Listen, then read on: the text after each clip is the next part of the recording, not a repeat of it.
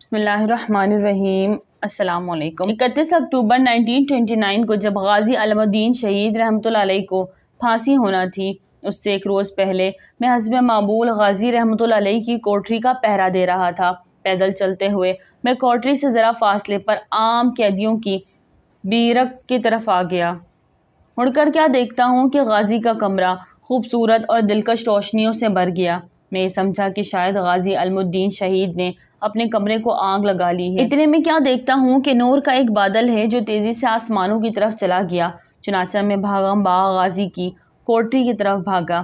اندر گیا تو دیکھتا ہوں پورا کمرہ بہترین اور مسحور کن خوشبوؤں سے معطر اور منور تھا۔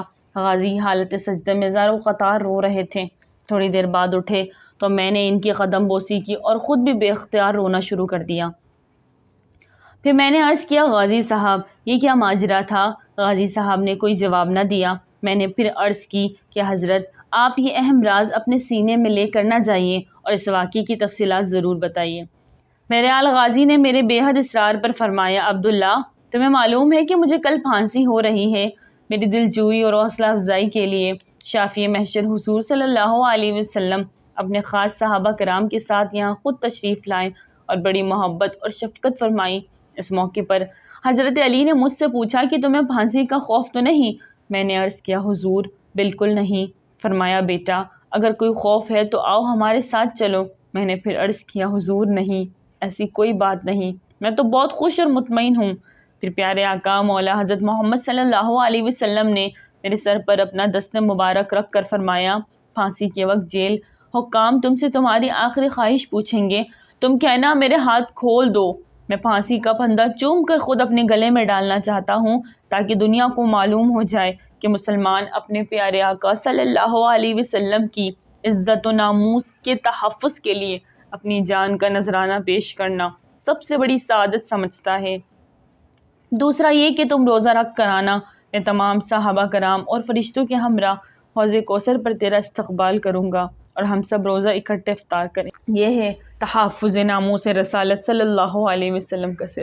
مولانا عبدالشکور الدین پوری رحمۃ اللہ علیہ فرماتے ہیں کہ میں گجرانوالہ میں تھا، ایک بندہ آیا جس کے پاؤں میں کیڑے پڑ گئے تھے۔ میں سمجھا کہ کوئی بھکاری ہوگا، میں جلدی میں تھا تو آگے بڑھ گیا۔ اس نے پیچھے سے آواز کی کہ مولانا صاحب ذرا رکو، میں مانگنے والا نہیں ہوں، آپ سے ایک بات کرنی ہے۔ میں رک گیا تو اس نے کہا، مولانا صاحب میں بہت امیر تھا، میرے کئی بنگلے، گاڑیاں اور بہت ساری جائیداد تھی، میں عیش و عشرت میں پڑ گیا تھا۔ میں روزانہ آدھی رات کو گھر آتا، میری ماں روز میرا انتظار کرتی۔ ایک رات جب میں گھر آیا تو ماں بڑی غصے میں تھی، کہنے لگی تو روزانہ آدھی رات کو گھر آتا ہے، میں پوری رات جاگتی ہوں، میں سوؤں گی نہیں، آپ کا انتظار کرتی رہتی ہوں۔ اس نے غصے میں مجھے تھپڑ مارا، میں بھی نشے میں تھا، میں نے بھی تھپڑ مارا جو اس کے چہرے پر لگا۔ کہنے لگا، ماں نے روتے ہوئے کہا کہ بیٹا اللہ کرے تجھے کیڑے پڑے۔ کچھ عرصے بعد ماں فوت ہو گئی۔ ایک دن میرے پاؤں میں دانہ نکل آیا، میں نے بہت علاج کیا لیکن کوئی فرق نہیں پڑا۔ میں نے بنگلے بیچ دیے، لندن علاج کے لیے چلا گیا، علاج کافی طویل ہوا، مجھے سب کچھ بیچنا پڑا۔ ڈاکٹروں نے بہت کوشش کی لیکن کوئی فائدہ نہیں ہوا۔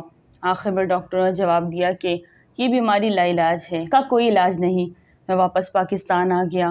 آج میرے پاس کھانے کے لیے بھی کچھ بھی نہیں اور پاؤں میں کیڑے پڑے ہیں جس کا کوئی علاج نہیں، مجھے ماں کی بد دعا لگ گئی ہے۔ آپ میرے لیے دعا کریں کہ اللہ مجھے صحت دے، آپ نبی کریم صلی اللہ علیہ وسلم کے وارث ہیں، شاید اللہ آپ کی دعا قبول کر لے۔ مولانا صاحب کہتے ہیں کہ میں نے کہا، بیٹا جس کو ماں کی بد دعا لگی ہو وہ پھر کبھی ٹھیک نہیں ہو سکتا۔ یہ واقعہ سن کر میں لرز اٹھا، ماں کے ساتھ میرا اپنا سلوک کیسا ہے؟ آج کتنی نافرمان اولاد ماں کی دل آزاری کرتی ہے، اس پر چیختے ہیں، چلاتے ہیں، کچھ تو ہاتھ بھی اٹھا دیتے ہیں۔ ماں کی بد دعا سے بچو، اللہ کی قسم اگر ماں کی بد دعا لگی تو ساری زندگی ذلیل و خوار ہوتے پھرو گے۔ ناظرین ویڈیو اچھی لگے تو لائک کریں، چینل کو سبسکرائب کریں اور دعاؤں میں یاد رکھیں۔ السلام علیکم۔